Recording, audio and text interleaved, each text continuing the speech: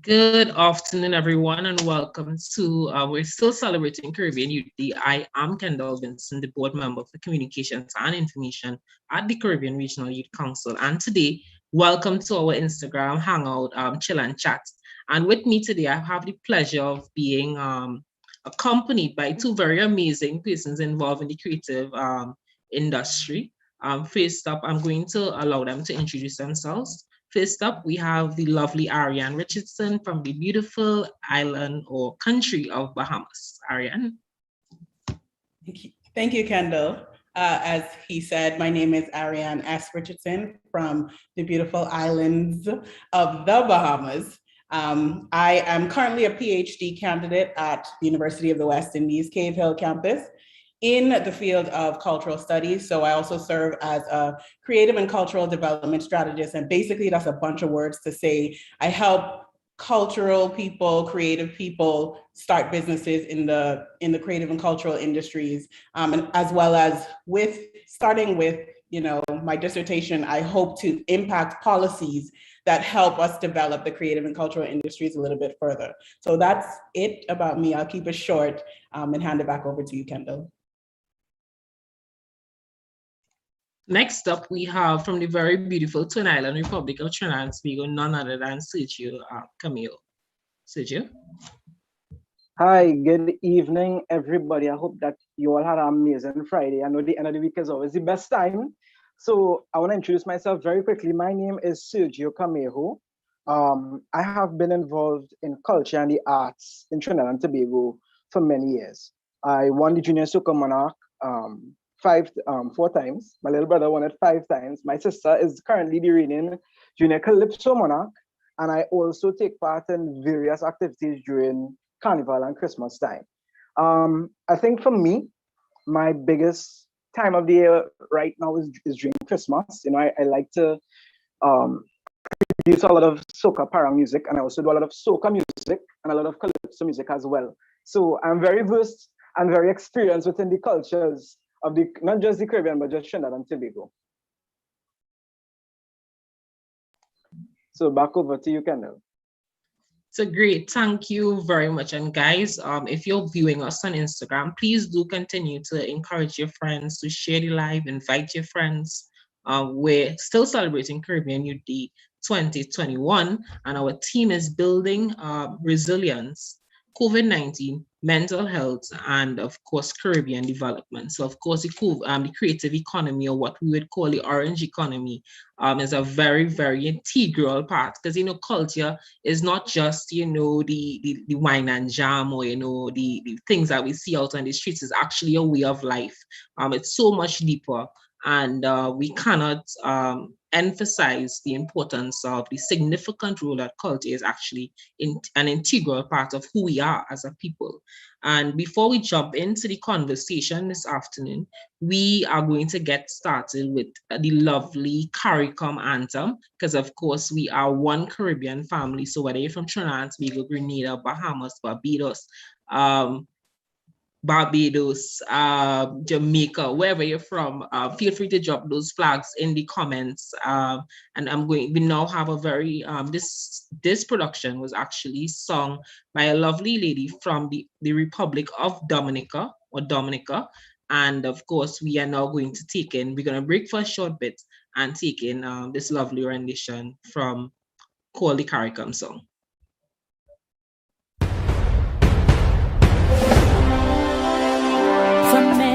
Distant lands, our forefathers came, some seeking adventure, some bound in chains, through battles waged and fought, through victory and pain, by test of their courage, our freedom was gained. In homage to those gone before us, the heroes of lands in the sun, we vow to join hands and to focus on building one Caribbean. Raise your voices high, your Caribbean pride. Sing it loud and strong. Feel our hearts beat as one. Celebrating song as we rise to heights where we belong. Sound the victory drum for Caracom. Though great and diverse be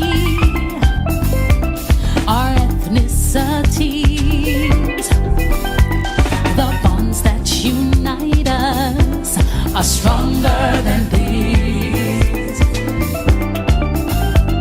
We dine, we pray, we love, we dance and we play. We relate to each other the West Indian way. Today as a people united, determined and steadfast we stand. We look to a brand new horizon, the future now firmly in our hands. Raise your voices high and sing of your Caribbean pride.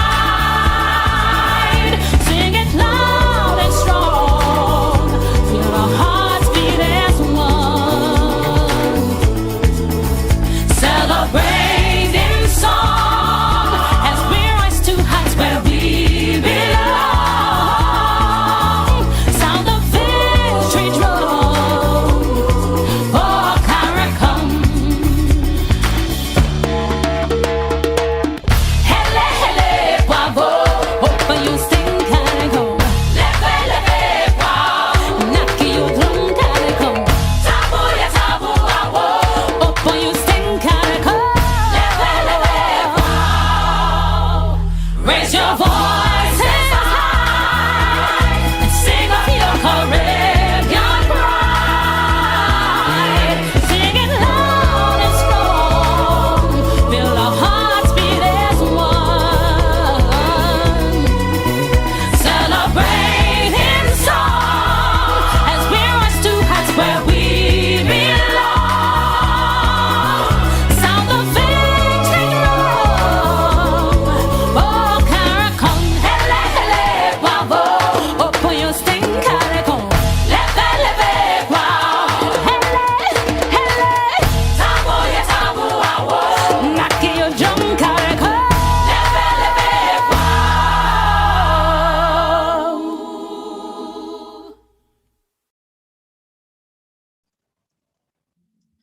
Great. So once again, guys, we're talking about the orange economy, the creative, and I'm just going to jump into the questions because we have two persons or two lovely young persons who are engaged in the culture. So we're going to start the conversation. And the first question, of course, is how has COVID-19 impacted you as a creative? Sergio? Great. I'm glad that you chose me because I wanted to go first. So this is a very topical conversation. A lot of creative people have been speaking about COVID-19 and its impact on the on the industry, or the orange industry as you call it. Firstly, I must say that it has diminished the industry to a point where entertainment is something that is rare. The closest thing to live entertainment you would have gotten during COVID-19 is the release of a music video or a virtual performance. So in some ways, COVID-19 has transformed the entertainment industry from being something that is strictly live and strictly on a stage to something that is now viewable through a screen, where you could see people, your favorite artists, perform on a live or anything like that, and you can donate to them and whatnot. But unfortunately, for most of the, let's say, not so well-known artists, you know, that has become difficult because now, guess what? They don't have a big platform with a lot of fans to make the same amount of money through the culture and through the arts, through music that they would have made from before. Now, that was music specifically. What about art? A lot of artists used to make most of their money through exhibitions. You cannot have a proper exhibition during COVID-19. A lot of the exhibitions I saw was actually done online However, it was not the same turnout and the same energy that you would get from an actual exhibition. Being able to see a painting and have that visual experience and impact in person is totally different from doing it online. The same could be said about a performance from an artist. Yes, it's great to see them anytime you want to see them from the comfort of your home. But at the same time, there's something special about the bass rattling your bones in the middle of a fete that cannot be experienced during COVID-19.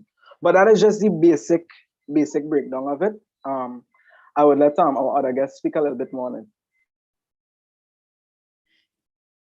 Well, Sergio, you are actually the artist here and the creative here. So I don't really have much to add to what you've said.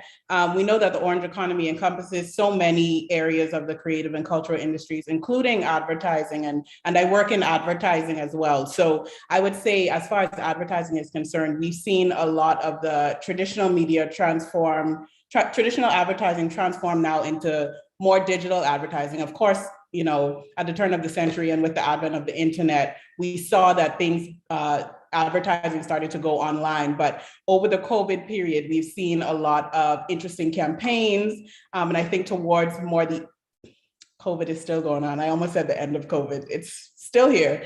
I would specifically call out, you know, certain people when they release albums, they've been creative in the way that they have advertised these album drops.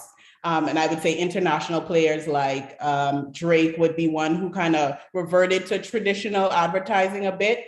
But mostly people have been utilizing their platforms like Instagram, TikTok we've seen has blown up over the COVID period. And so, you know, advertising has really gone kind of like 80% digital now versus traditional advertising. It's great that you all talked about, I think one of the most, although you all come from, or both panelists come from different aspects of the creative space.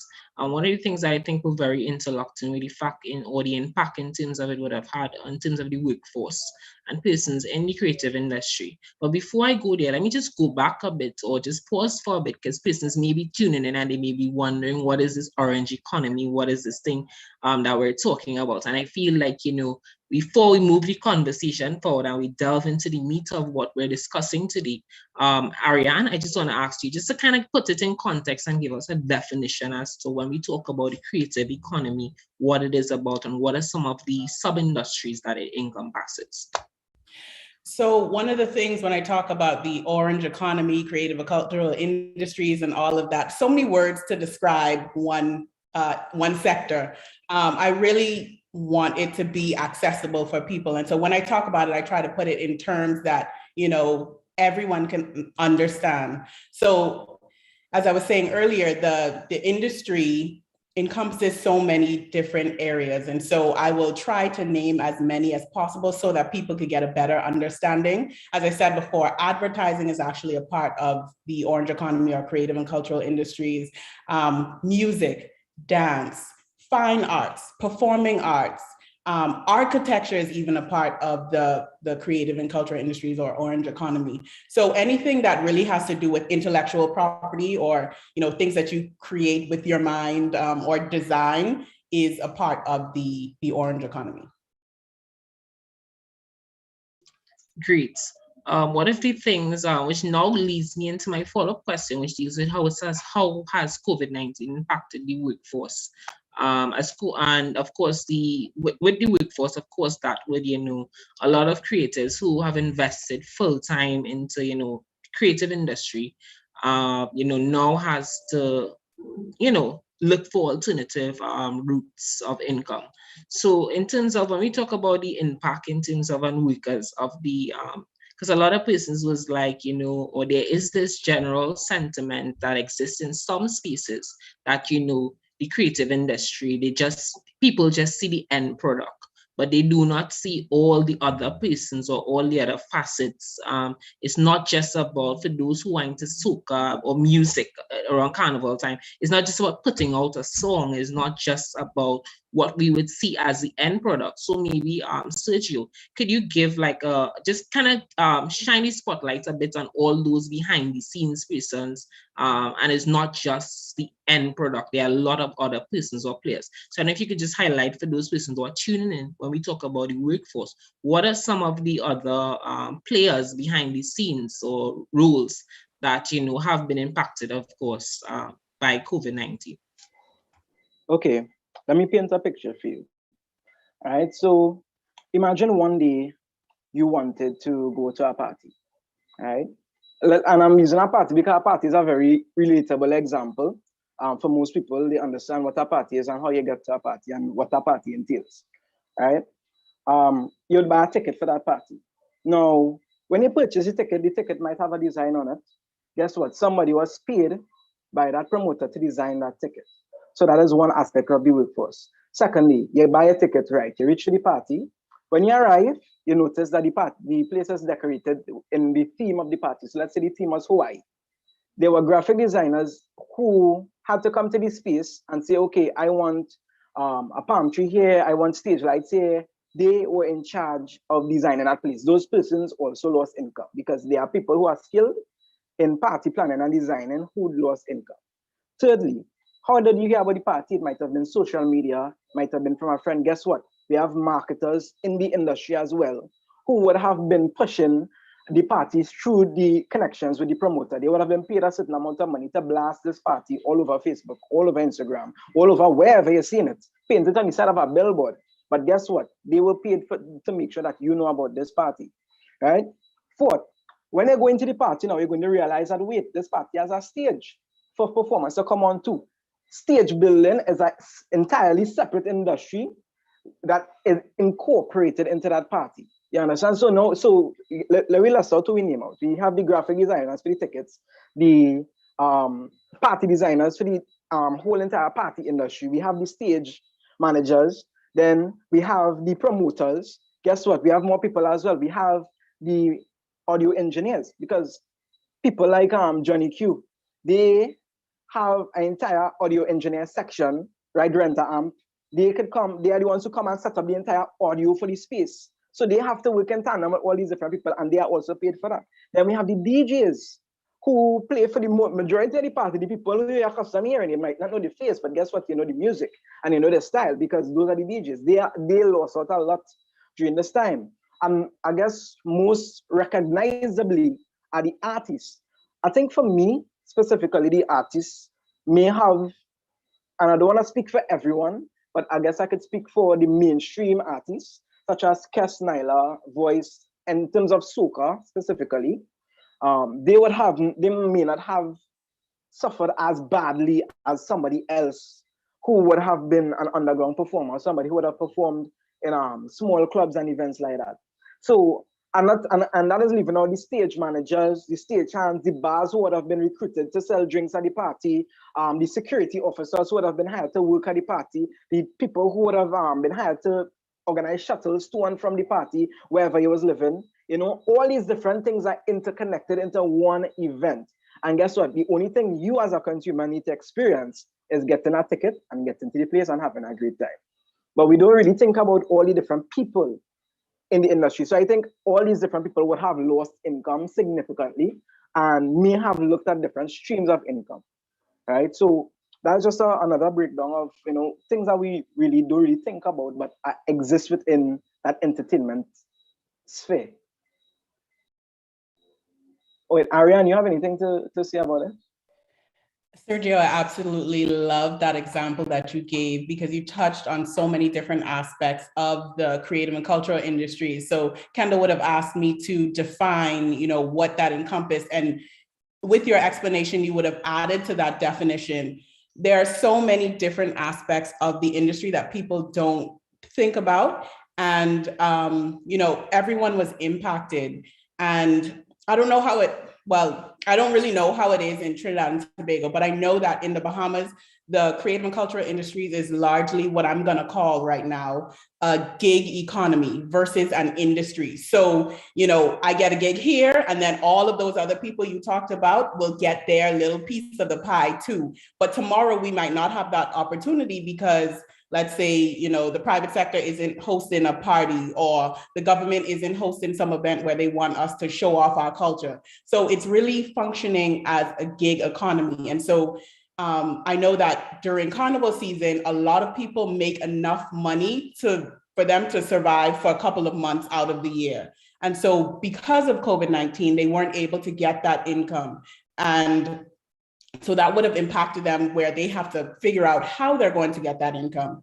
And you mentioned, you know, people like Voice and Nyla and those, and I know that they were severely impacted as well. However, there are instances where, and you see this on the international market as well, as far as advertising is concerned, some of the bigger brands were able to sponsor some of the live events that we saw.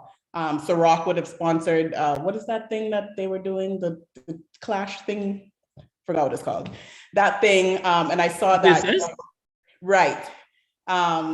There were some concerts that I saw happening in Trinidad and Tobago, where certain brands were sponsoring those as well. So the bigger artists would have gotten a little something during this COVID period.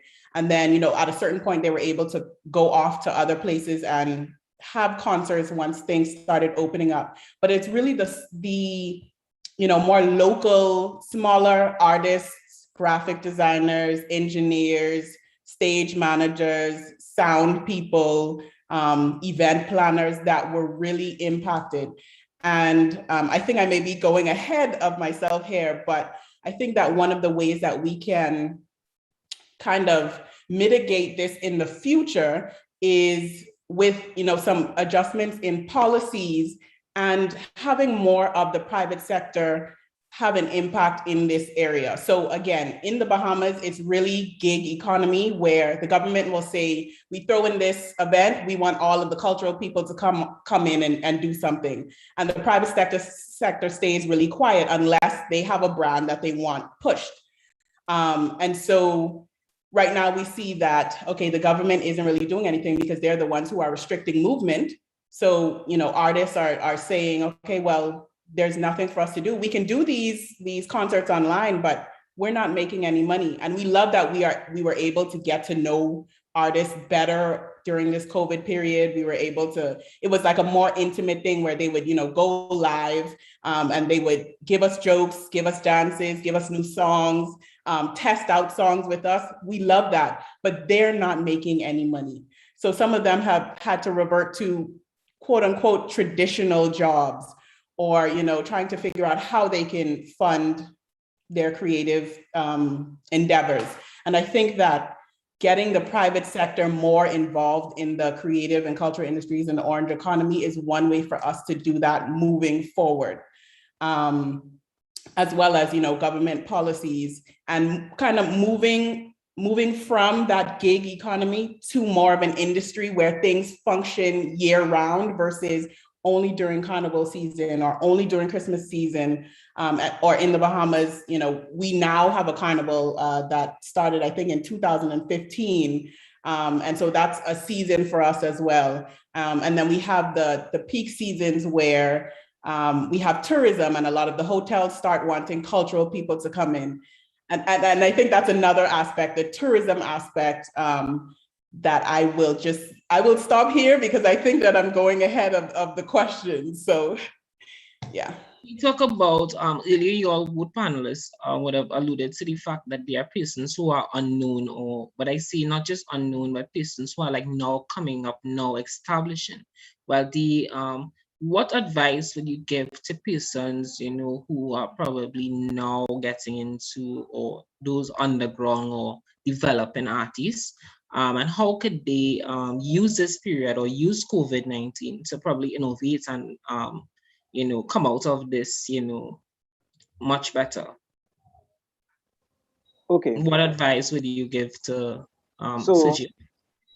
So I would briefly speak on this, right? So not many people know who I am, right?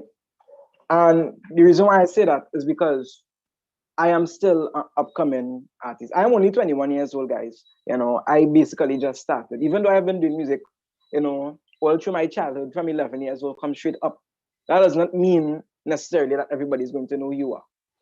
as an upcoming artist, it is important to know what you want and when you want it, right? So for me, right, I'm still currently studying. I'm doing my master's, right, in urban and regional planning, right, which is a strange thing to hear artists doing. But I think that is the point I'm trying to make here, guys. Diversify yourselves. You understand? Yes, music is a lucrative in business. Yes, the orange industry is a lucrative industry, right? However, it is very uncertain. So the only way to become known and to become popular is to be consistent, right? COVID-19 has kind of, shifted that paradigm a little bit for a lot of people, because for being consistent comes about in many different ways. So some people might consider being consistent as releasing as much songs as possible on a consistent basis. However, are those songs good?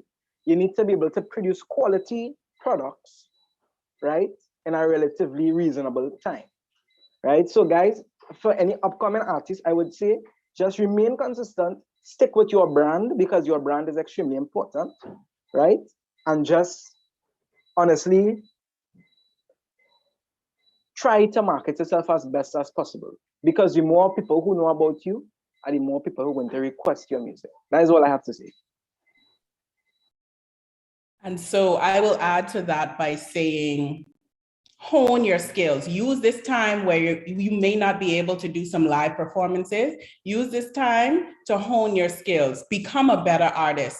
I would also say, use this time to build your brand. We know that things have become digital, and in the digital space, it allows a much more access and more ability for you to brand yourself. So be consistent, as Sergio said, be consistent with your music, your modeling, your acting, your fine arts, your performing art. Be consistent with that, but also be consistent with your brand. If you know your brand is, and I'm just gonna make up something right now, is a earthy type of, I save the planet type of thing, don't come on the internet and say, oh, we about to fly 747 jets everywhere with all the, exhaust going everywhere. You have to be consistent with your brand.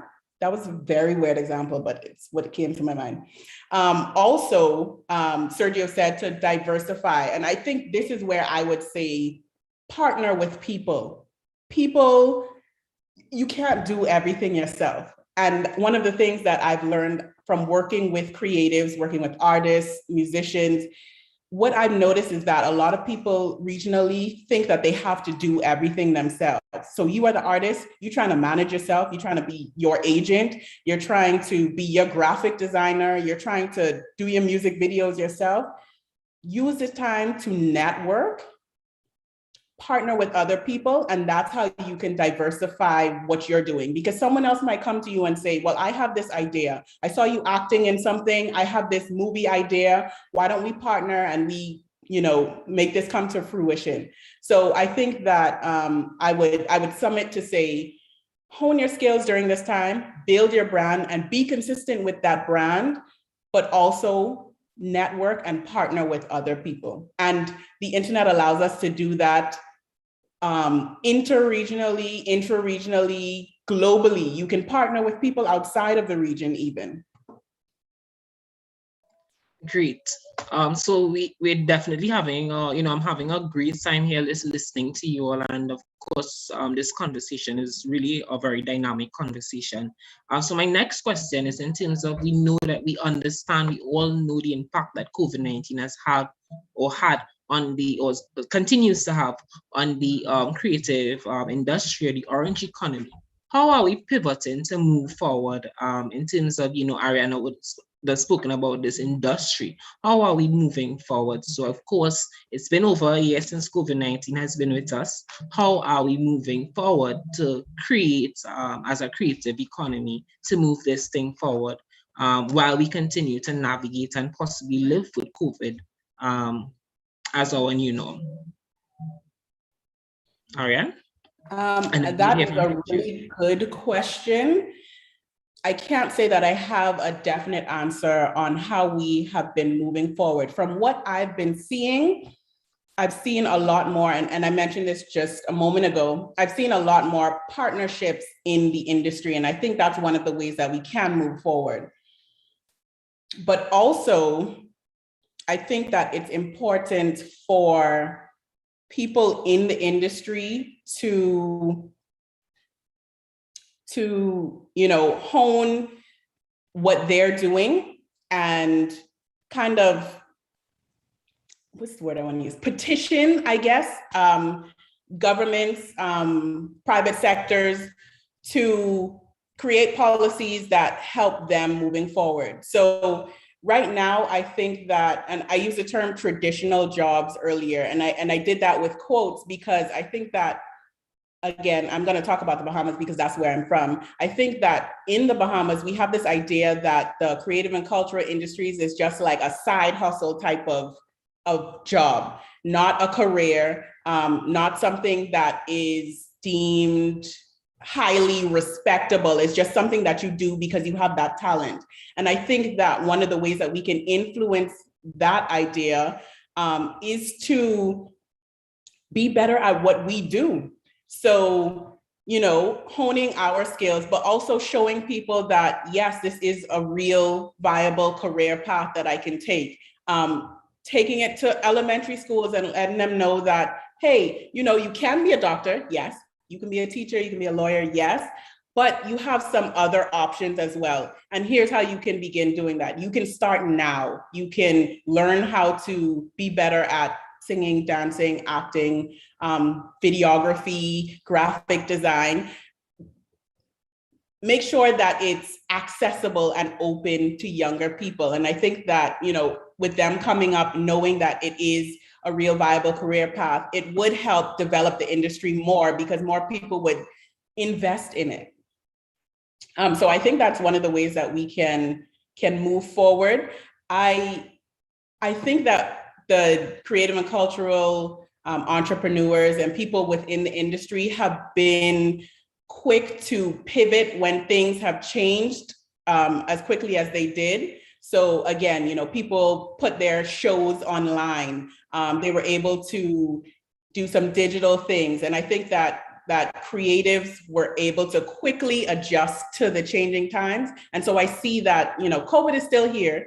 And so I see them continuously adjusting to the times, but I don't know per se how to move forward within this because it's still so new. This is the first time we're all going through a pandemic. So I think this is the learning ground. This is where we learn and develop a better strategy for in case this happens again. And I don't want to say that we never getting out of this, but that's how it feels. So I think this is the battleground right now. This is the learning area where we determine how we can adjust to move forward so that creatives can still have a life as a creative during this time and they don't have to revert to quote unquote traditional jobs or trying to find other means of getting funding. Sergio? Arianne, I realized something during the conversation, You're from the Bahamas, I'm from Trinidad and Tobago. And our entertainment industries are completely opposite. As you said, in Bahamas is very governmental, based. In Trinidad and Tobago, it's extremely privatized. There's almost no government involvement within the creative industry. Yet still we have the same problems. Right?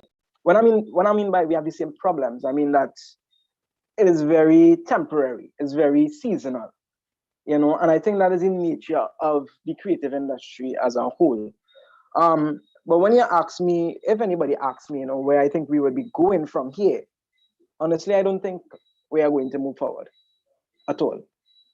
I think we are actually going to move backward. And the reason why I'm saying that is because look at what has happened. As soon as vaccinations have become readily available to people, guess what the soca artists in Trinidad did? They went to America, where vaccinations have been going swimmingly for the most part, right? And they went to places and had fests where you had to be vaccinated to enter the fest, right? Guess what that is? That's not going forward, because going forward would actually be creating a culture around the online environment. However, creating a culture around the online environment is extremely difficult because people don't want to be on the online environment. I cannot feel the music on the online environment. I cannot meet people in the same way you would meet people in our party on the online environment. I cannot see the art and feel the texture of the painting with my eyes through our online environment. That is why I think we are not going to move forward, because moving forward would actually be having greater accessibility through a digital means. I think we're actually going to go right back to where we started before the pandemic. And I know what you mean by, we feel as if the pandemic is not going anywhere and we can't get out of this. However, I'm telling you, by the end of 2022, we will be out of this. I know for a fact that we will be out of this. If people could be getting third shots right now in the US, having booster shots, right?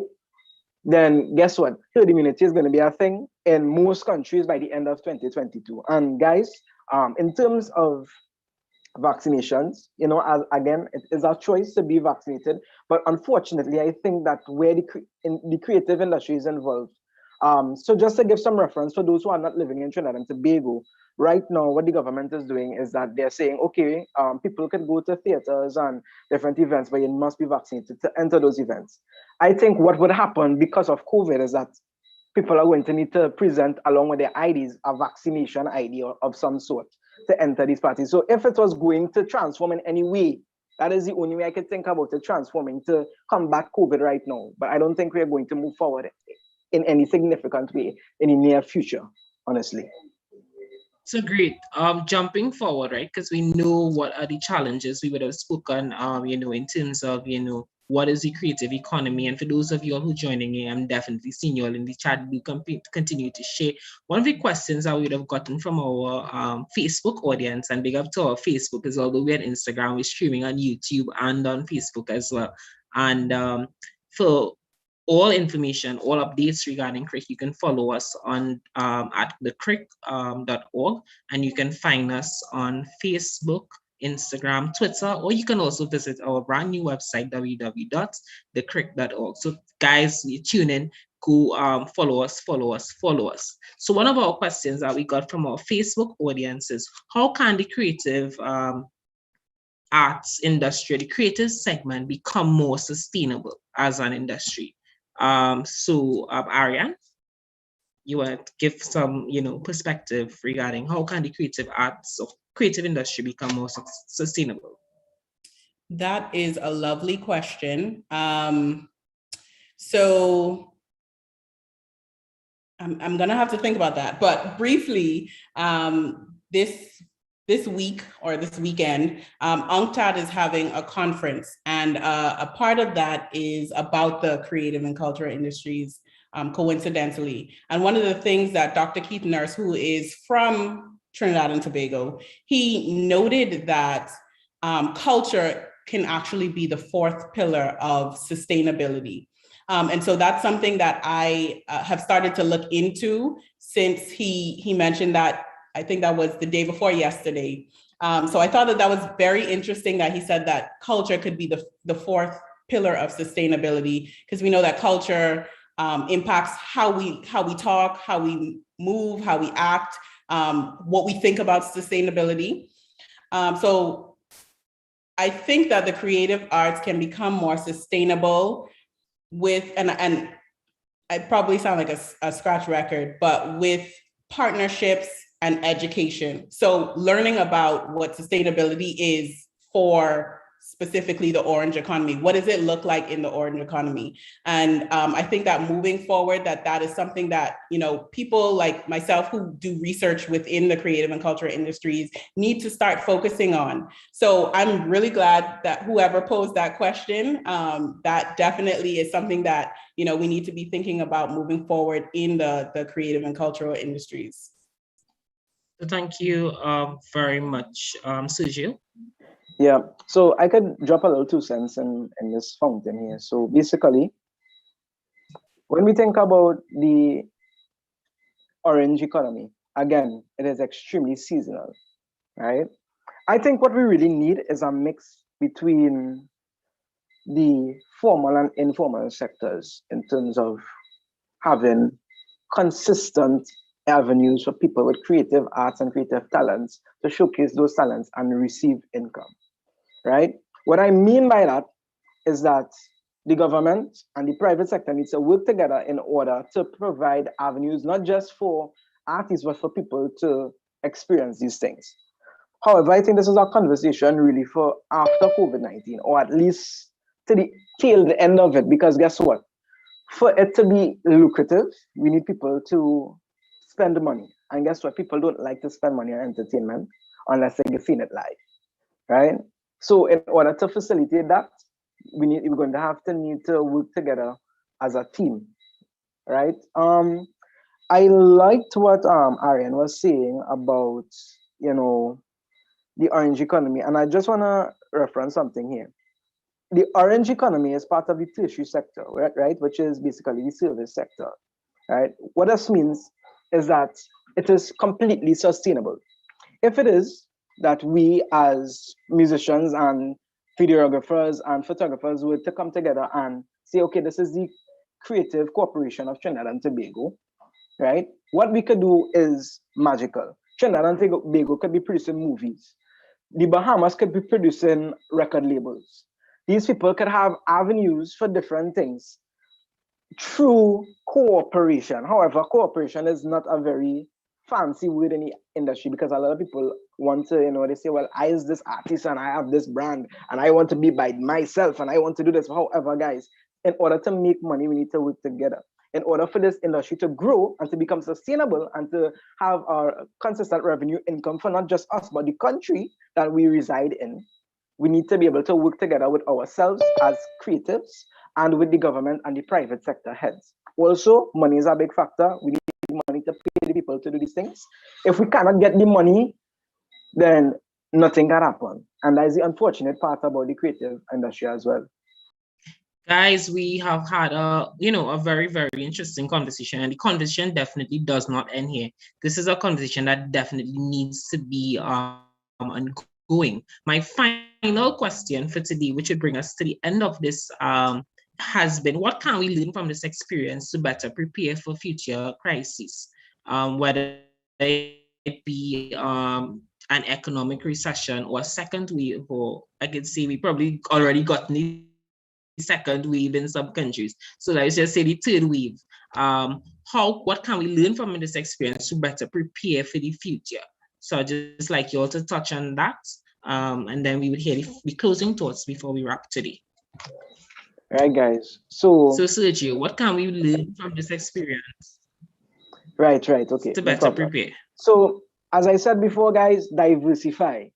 If you're a performing artist, record your performances, put it online. You do music, put it on Spotify, put it on YouTube. Make sure that you are amply diversified so that if anything happens in the world, you can always fall back on a certain aspect of your diversification. So if you're a performing artist, you're accustomed to performing in person, guess what? You can make a documentary and sell that to Netflix or something, just make sure and have different avenues for income in your creative sphere, make movies, enter competitions, have competitions, diversify yourselves. That is the best way that we could prepare for another economic crash like this, because guess what? If the economy goes back to normal and it crashes again with another pandemic or something, God forbid, guess what? You will have that virtual aspect of your career to fall back on, whether it be art, videography, photography, music, graphic design, whatever you want to do, make sure and diversify. Great. And our last words would be for today's panel would be from Arianne. Thank you, Kendell. I would agree with what Sergio was saying, diversify. And I think that we can kind of whisper that in our government's ears as well, because we've seen that countries that are heavily or overly reliant on tourism needed to have something to fall back on during this time. So we know that we can't just say forget tourism, but diversification is important, on that macro and on a micro level. But speaking on the micro level with artists and different creatives, I would say networking is an important part of that, and partnership. moving forward. And we've said partnership and working together so many times, but it's so important. As a self-proclaimed regionalist, I'm always pushing, people in the Bahamas to work with people from other places in the Caribbean. I'm always pushing regionalism. So I think that is important moving forward as well. So networking, partnerships, diversification, and just kind of as a creative, if you have the ability to, go online and learn more about how to be more business minded, because we know creatives have that specialty of innovation. However, I think that it's important for them to also know how to be a manager, be a business person. And we know we've learned throughout COVID and probably within the last decade that residual income is so important. And so learning how to create those streams of residual income, which you can do through your art. Some artists can do through their art, but residual income is important as well. So I would say that those avenues would be a way to strengthen yourself moving forward. So guys, on behalf of, I just want to take this opportunity for thanking all our viewers for tuning in, and to our very lovely panel, Sergio and Arianne. Guys, before we wrap, I just want to say a very special thank you for joining us for this creative conversation. So from all of us at the Caribbean Youth Council, Regional Youth Council, and from my two panelists, just want to tell everyone, continue to be safe, guys. Until next time, do continue to follow us on at Crick Youth to see all our latest updates. I want to say a special thank you to not just our two panelists, but you, the viewers. And I want to make a special plug for all all these nice graphics and all you're seeing here is the work of the creators. I want to say a very special big up to Mr. Christian Bidisi of the Trinidad Youth Council for being our creative lead. And guys, you can check out his business page and, feel free to continue to support the creators. Another person, you all have been hearing all those lovely pan music. And in closing, I would just like to shine the spotlight on Mr. Joshua Regrello, so you can go follow his page. And I would leave you, from all of us at the Caribbean Regional Youth Council, thank you. To enjoy. Happy Caribbean Youth Day, everyone. And I would just leave you with the beautiful songs of Mr. Joshua Regrello. So good night, everyone, and bye. Thank you for watching us. Bye.